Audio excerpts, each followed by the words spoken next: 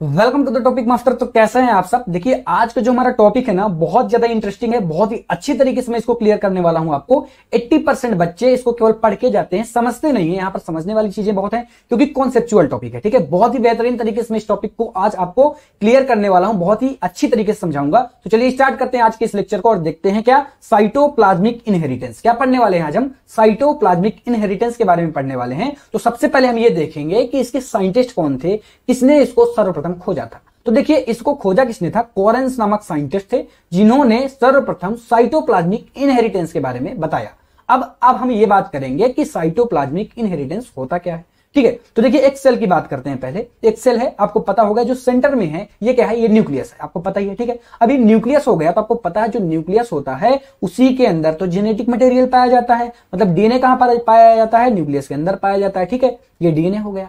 अब यही genetic material क्या होता है, वंशागत होता रहता है। ठीक है, लेकिन अगर मैं बात करता हूं इसके साइटोप्लाज्म की, साइटोप्लाज्म क्या होता है सर, तो जो ये न्यूक्लियस होता है उसके अगल बगल जो द्रव्य भरा होता है उसको हम क्या बोलते हैं, साइटोप्लाज्म बोलते हैं, मतलब कोशिका द्रव्य बोलते हैं। इसके बारे में आपने किसमें पढ़ा होगा, इसके बारे में आपने इसको पढ़ा होगा आपने सेल बायोलॉजी में। किसमें पढ़ा होगा, सेल बायोलॉजी में। ठीक है, अब देखिए सेल बायोलॉजी में सारी चीजें आपने पढ़ी ली होगी, नहीं पढ़ी कोई दिक्कत नहीं, वो तो मैं समझा ही रहा हूं। ठीक है, अब देखिए ये क्या है, साइटोप्लाज्म है कि नहीं है, बिल्कुल सही है, साइटोप्लाज्म है। अब देखिए साइटोप्लाज्म के अंदर आपको पता है बहुत सारे ऑर्गन पाए जाते हैं कि नहीं पाए जाते हैं। ठीक है, बहुत सारे ऑर्गन पाए जाते हैं, राइबोसोम वगैरह सब इसी के अंदर पाए जाते हैं। ठीक है, अब होता क्या है साइटोप्लाज्म में, अगर मैं एनिमल की बात करता हूं, ठीक है, तो इसमें माइटोकॉन्ड्रिया पाई जाती है, आपको पता ही है, बिल्कुल माइटोकॉन्ड्रिया पाई जाती है। माइटोकॉन्ड्रिया करते क्या है, एटीपी का निर्माण करती है कि नहीं करती, एटीपी का निर्माण करती है, सही है।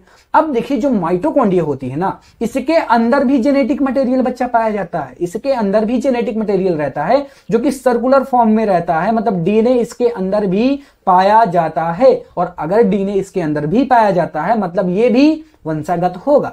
ठीक है, ये चीज समझ में आई। इसी प्रकार अगर मैं प्लांट की बात करता हूं तो प्लास्टिड्स पाए जाते हैं प्लांट में, इनके अंदर भी जेनेटिक मटेरियल होता है जो कि क्या होते हैं, जो कि सर्कुलर फॉर्म में रहते हैं और ये क्या होते हैं, डीएनए होते हैं। ठीक है, मतलब ये भी क्या होंगे, वंशागत होंगे। ठीक है, अब जब वंशागत होते हैं तो इनके जीन होंगे कुछ ना कुछ। तो अगर मैं प्लास्टिड की बात करूं तो इसकी जीन को हम क्या बोलते हैं, प्लास्टोजीन बोलते हैं। क्या बोलते हैं, प्लास्टोजीन बोलते हैं। ठीक है, इसी तरह अगर मैं माइटोकॉन्ड्रिया की बात करता हूं तो इसको हम बोलते हैं कॉन्ड्रियोजीन। क्या बोलते हैं, कॉन्ड्रियोजीन। ठीक है, ये चीजें क्लियर हुई। अब इन्हीं चीज को मैंने पॉइंट डालकर लिखा, सारे पॉइंट मैंने आपको बता दिए। पहला पॉइंट तो मैंने ये आपको बताया कि ऐसे लक्षणों की जीन किस पर होती हैं, कोशिका द्रव्य पर होती हैं।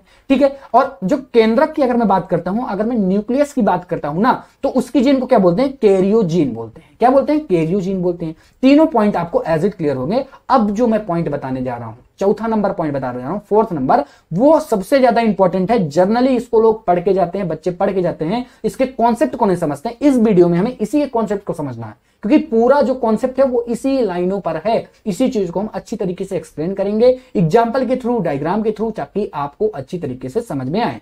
ठीक है, अब मैं देखिए चौथे पॉइंट की बात करता हूं। साइटोप्लाज्मिक इनहेरिटेंस मैक्सिमम फीमेल में देखा जाता है, मेल में ये ना के बराबर देखा जाता है। ठीक है, अब मैं ऐसा क्यों कह रहा हूं कि फीमेल में ज्यादा देखा जाता है, मेल में नहीं देखा जाता है, तो पहले हम एग्जांपल की बात करते हैं। इस एग्जांपल को अगर आपने समझ लिया मतलब ये साइटोप्लाज्मिक इनहेरिटेंस को आपने समझ लिया। ठीक है, ये एग्जांपल बहुत ही आसान तरीके से मैं आपको समझाऊंगा। अब देखिए इस एग्जांपल में आपको पता होगा ये किसका पार्ट है, ये अंडाणु है, फीमेल का पार्ट होता है। ये शुक्राणु है, ये किसका होता है, मेल का पार्ट होता है। ठीक है, अब देखिए आपको पता होगा फीमेल में जो अंडाणु है यहां पर क्या पाया जाता है, साइटोप्लाज्म पाया जाता है कि नहीं पाया जाता। ठीक है, यहां पर साइटोप्लाज्म पाया जाता है। लेकिन अगर मैं मेल की बात करता हूं तो यहां पर ये न्यूक्लियस है कि नहीं है, यहां पर साइटोप्लाज्म ना के बराबर पाया जाता है, ना के बराबर। ठीक है, अब देखिए जब इनका फ्यूजन होगा, जब ये आपस में क्या करेंगे, मेल करेंगी, तो होता क्या है, शुक्राणु को जो न्यूक्लियस वाला पार्ट है वो इसके अंदर चला जाता है और फिर किसका निर्माण करता है, फिर जाइगोट मतलब 2n का निर्माण करता है। ठीक है, तो यहां पर आपने देखा क्या, जो साइटोप्लाज्म था वो तो फीमेल वाले पर ही था, मेल से तो आया ही नहीं। इसीलिए तो हम कह रहे हैं कि जो साइटोप्लाज्म होता है, जो साइटोप्लाज्म होता है, क्योंकि वो फीमेल में ज्यादा होता है, फीमेल वाले युग्मक में ज्यादा होता है, इसीलिए जो ये इनहेरिटेंस है वो मैक्सिमम फीमेल में देखने के लिए मिलता है, ना कि मेल में। ठीक है, ये चीजें क्लियर हुई। अब इसको मैं और अच्छे तरीके से एग्जांपल के थ्रू क्लियर करने वाला हूं, जो कि एनसीईआरटी पर भी दिया हुआ है। मिराबिलिस जलापा, जो कि एक प्लांट है जिसको हमने पहले भी पढ़ा है, इसको हम 4 o'clock प्लांट के नाम से भी जानते हैं। इसका एक और नाम है, अगर इस नाम को आप जानते हो तो आप एक बार कमेंट करके जरूर बताएंगे इसका एक नाम, जो कि इंपॉर्टेंट है। मैंने बताया भी है पहले स्लाइड में, मैंने पहले के लेक्चरों में कवर कर रखा है इसको, तो अगर आपको पता है तो आप एक बार कमेंट जरूर करेंगे, बताएंगे जरूर इसका एक नाम कौन सा है जो मैंने अभी नहीं बताया। ठीक है, मिराबिलिस जलापा की अगर मैं बात करता हूं तो क्या हुआ, जब हमने इसमें इनहेरिटेंस को देखा, साइटोप्लाज्मिक इनहेरिटेंस को, तो ब्रांच के कलर में हमने इसको देखा था। किस पर देखा था? ब्रांच के कलर में देखा था। अब देखिए जो ब्रांच का कलर है वो 3 टाइप्स का होता है। कितने टाइप्स का होता है? 3 टाइप्स का होता है। ठीक है, पहला टाइप है ग्रीन कलर। ठीक है, ग्रीन कलर का जो होता है वो, इसको हम क्या बोलते हैं? क्लोरोप्लास्ट। ये जो ग्रीन कलर होता है वो क्लोरोप्लास्ट की वजह से होता है। ठीक है, अब देखिए अगर मैं पेल कलर की बात करता हूं, किसकी? पेल कलर की, तो ये किसके कारण होता है? ल्यूकोसाइड के कारण होता है। अब ल्यूकोसाइड में क्या होता है बच्चा ना, ल्यूकोसाइड में क्लोरोप्लास्ट जो होता है वो नहीं होता है, एब्सेंट होता है। इसमें कलरलेस प्लास्टिड्स पाए जाते हैं, इसी को हम बोलते हैं ल्यूकोप्लास्ट। क्या बोलते हैं? ल्यूकोप्लास्ट बोलते हैं। ठीक है, जो नेक्स्ट टाइप है वो है वेरीगेटेड, जिसमें ल्यूकोप्लास्ट और क्लोरोप्लास्ट दोनों उपस्थित रहते हैं। खास बात यहां पर ये है कि दोनों इक्वल टू, मतलब बराबर बराबर मात्रा पर होते हैं, यानी ये ना तो ग्रीन है ना तो पेल है। ठीक है, ये चीजें समझ में आई। अब हम इनका क्रॉस देखने वाले हैं, अब आपको बहुत ही बेहतरीन तरीके से क्लियर होने वाला है। ठीक है, तो देखिए पहले हम बात करेंगे, अगर मैं ग्रीन कलर का लेता हूं ब्रांच। ठीक है, अब क्योंकि ये ग्रीन को मैंने फीमेल लिया है, मतलब इस पर साइटोप्लाज्म पाया जाएगा कि नहीं पाया जाएगा? ठीक है, बिल्कुल सही, यहां पर साइटोप्लाज्म पाया जाएगा। ठीक है, इसी तरह मैं लेता हूं पेल को, और यहां पर क्योंकि ये फीमेल है, क्योंकि ये मेल है, तो यहां पर क्या है? यहां पर साइटोप्लाज्म तो नहीं पाया जाएगा। अब जब मैंने इनका क्रॉस कराया, तो क्रॉस कराने के बाद जो संतति होगी वो ग्रीन ही होगी। आपको पता है क्यों होगी? क्योंकि ये जो जीन थी ये सब साइटोप्लाज्म पर स्थित थी। ठीक है, और साइटोप्लाज्म तो फीमेल वाले पर पाया जा रहा था, मतलब जो संतति होगी वो जरूर फीमेल वाली ही, मतलब ग्रीन कलर की होगी, क्योंकि जो वंशागति हो रही है वो साइटोप्लाज्म टू साइटोप्लाज्म हो रही है। ठीक है, ये चीज समझ में आ गई। इसी तरह अगर मैं इसका व्युत्पन्न क्रॉस कराऊं, सर व्युत्पन्न क्रॉस क्या होता है, तो इसके बारे में मैंने डिटेल में आपको बता रखा है, लेकिन एक बार फिर से मैं बता रहा हूं। हम करते क्या है, हम यहां पर मेल को फीमेल और फीमेल को मेल में बदल देते हैं। मतलब अब आपको ये एग्जाम्पल के थ्रू चीजें समझ में आ जाएंगी कि मैंने यहां पर किया क्या। अब देखिए यहां पर जो फीमेल वाला है ना, फीमेल वालों को मैंने पेल कर दिया। ठीक है, इसी तरह मैंने मेल वाले को ग्रीन कर दिया। मतलब यहां पर मैंने क्या किया? अपोजिट किया कि नहीं किया? यहां पर मैंने क्रॉस कर दिया, एक दूसरे को चेंज कर दिया कि नहीं किया? यहां पर पहले मैंने फीमेल को क्या लिया था? ग्रीन लिया था, लेकिन इस बार मैंने फीमेल को क्या लिया? पेल लिया।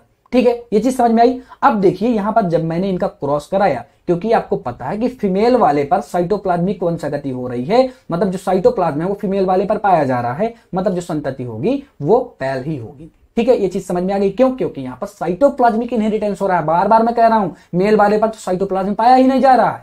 ठीक है, ये चीज समझ में आ गई। अब देखिए इसी का मैं नेक्स्ट एग्जांपल, अब देखिए 2 पॉइंट मैंने समझा दिए, पहला पॉइंट, ये सेकंड पॉइंट। ठीक है, जो थर्ड टाइप है वेरीगेटेड टाइप का ब्रांच जो होती है, इसको मैं समझाना चाहता हूं, क्योंकि इसके भी 3 क्रॉस पॉसिबल हैं। तीनों क्रॉस में कंफ्यूजन होता है, इसीलिए मैं इसको अलग से लेकर अच्छी तरीके से समझाऊंगा, ताकि कोई भी डाउट, सिंगल डाउट इस टॉपिक का आपके मन में न रह जाए। ठीक है, अब देखिए आपको पता है जो वेरीगेटेड है उन पर क्लोरोप्लास्ट और ल्यूकोप्लास्ट दोनों पाया जाता है, इक्वल टू, मतलब बराबर बराबर मात्रा पर पाया जाता है। ठीक है, ये चीज आपको पता है।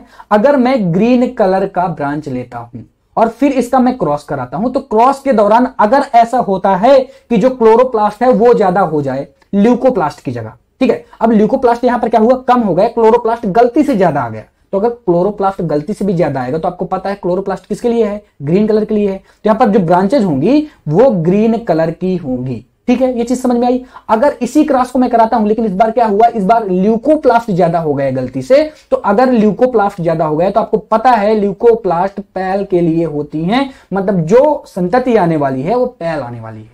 ठीक है, ये चीज समझ में आ गई। अब देखिए अगर मैं इसका थर्ड टाइप आपको बताता हूं, किसका थर्ड टाइप, तो इसी तरह मैंने ग्रीन कलर से क्रॉस कराया, लेकिन इस बार हुआ क्या? इस बार ये थर्ड कंडीशन ये आई कि यहां पर क्लोरोप्लास्ट और ल्यूकोप्लास्ट बराबर हो गए। तो अगर ये क्लोरोप्लास्ट और ल्यूकोप्लास्ट बराबर हो जाएंगे तो संतति फिर से वेरीगेटेड ही प्राप्त होगी। तीनों चीजें आपको, जो तीनों क्रॉस थे, अच्छी तरीके से समझ में आए होंगे बिना किसी प्रॉब्लम के। अगर बाय द वे आपको कोई प्रॉब्लम होती है तो आप तुरंत कमेंट करके बताइए कि भैया मुझे यहां पे प्रॉब्लम हो रही है, मुझे ये टॉपिक का ये वाला पोर्शन समझ में नहीं है, तो मैं आपको एज इट फिर से वही चीजें क्लियर करूंगा, मैं आपके लिए वीडियो बनाऊंगा। बस आप केवल बताइए कि मुझे यहां पर चीजें समझ में नहीं आई। एज इट सारी चीजें मैंने आपको कवर की है, सिंगल पॉइंट नहीं छोड़ा है। अब आपके क्वेश्चन नहीं गलत होने वाले हैं। बाय द वे अगर आपको कोई प्रॉब्लम होती है तो आप कमेंट कर सकते हैं। Thank you so much for watching, tata bye bye. मिलता हूं मैं आपसे नेक्स्ट टॉपिक पर। Thank you.